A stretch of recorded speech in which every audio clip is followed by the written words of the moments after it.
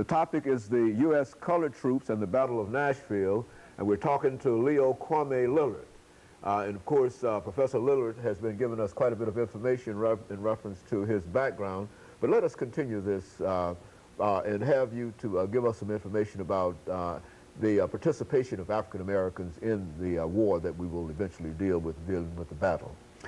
I'd be glad to, Dr. Haney. I think as a child growing up in Nashville, I lived in South Nashville, and we had to walk to Cameron Junior High School, which is another part of South Nashville. And we walked right past this huge old haunted-looking hill every day for 3 years. Had no idea that it was called Fort Negley. All we knew it was a place that our parents said, "Don't you go up there, boy. It's haunted. It's an Indian fort." Unbeknownst to all of us, and probably my parents too, that fort was, and still is, the largest stone fort ever built in the Civil War. Now, there's a long way from junior high school to now. And it took many years, even back in Nashville, before we realized the significance of that Fort Negley. Because it was a fort that reminded the Nashville gentry of defeat in the Civil War. But that fort was a sense of pride for black folks because we built it. We built it with our own hands. In fact, they forced black men who were bricklayers and stonemasons to build that fort. Nashville itself was a key city during the Civil War because it had all these railroads, and it was a border state. It was the last state to succeed during the Civil War. But it also allowed this city to become the launching area to supply the entire war effort that Lincoln needed to have to defeat the Confederate armies operating in Alabama and Georgia and Mississippi. So Nashville was occupied. It was only one of two cities occupied, Nashville and New Orleans. Only two cities occupied during the entire war, and it became staging areas to defeat the Confederate Army. So this was a critical city for the Civil War. But more importantly, it also became a place to recruit black soldiers because all the slaves that wanted to join the Union Army had to come out of those southern states to get to Nashville to be recruited.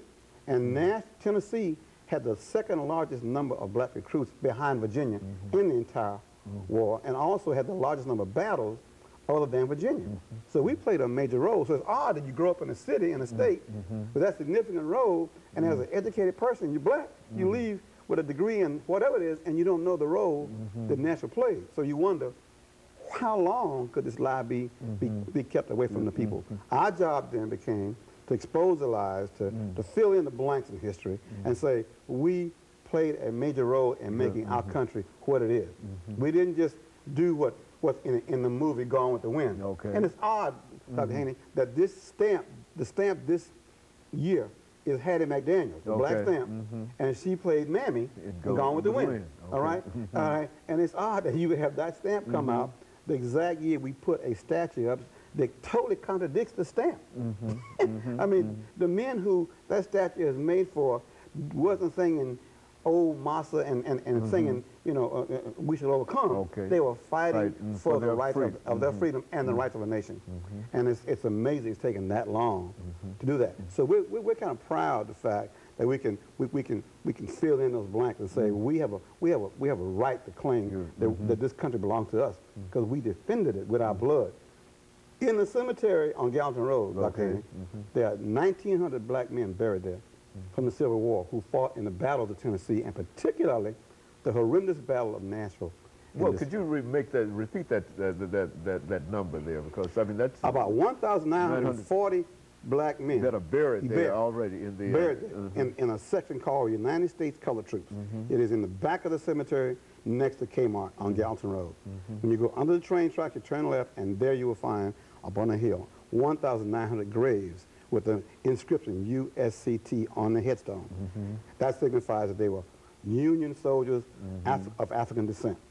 And they bled and fought bravely and defeated the Confederate Army. In fact, they defeated the last real army in the entire war that was effective. That caused the surrender of Lee and to Grant, which ended the Civil War in favor of the Union Army.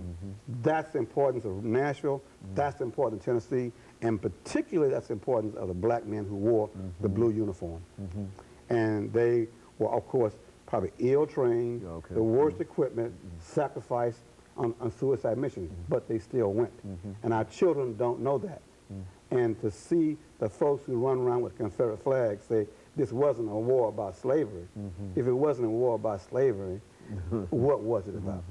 What was it about? And we're just so proud that the Civil War stories that are coming out now, trying to fill in that gap and not make Gone with the Wind the only interpretation of that era in our country. And most of us as children, including myself and you too, until you were 20, 30 years old, you assumed that Gone with the Wind was correct. Come out of Hollywood, right? It was a wonderful movie, it was a classic, all right? And it had a black actress, which was an extraordinary accomplishment at the time itself. That's right. Who would ask questions? You know, why wouldn't you be proud of her? At least she got paid, you know, at least she was in a movie. But there were huge pieces of gaps. Information until the movie Glory. I think most Americans didn't even know that black men fought. You know, you mentioned sponsors and individuals who have played a significant role. We've got about 2 minutes. Why don't you say something about those individuals who played a crucial role in helping you to resurrect this whole idea and build this great statue that you put in the well, I think without the Tennessee Historical Commission, the historical commission that is a publicly funded operation, tax supported, Mr. Norman Hill, who was the first black elected chairman of the Tennessee Historical Commission, gave us the final money we needed to pay the foundry to cast the statue. But there are lots of people on this board here. You can see Mr. Barry Stokes from One Point Solutions. He gave $5,000. Okay, Mr. Stephen Turner, charitable foundation, $5,000. Al Berry, the former black chairman of the NES, very important person. Bell South, Dr. T.B. Boyd, $2,500. So these people here, Dana Foundation, Vernon Winfrey, Mr. Winfrey gave $1,000.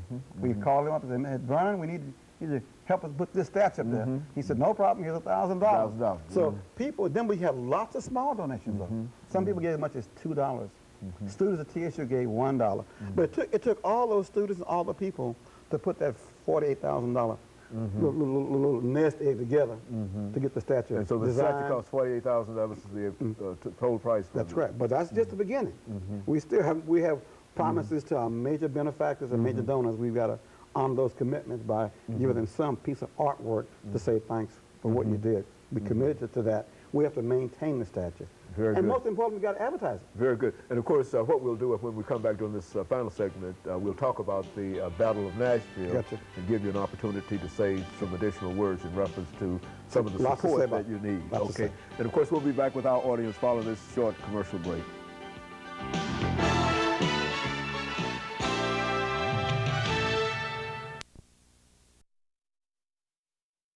We're talking to Kwame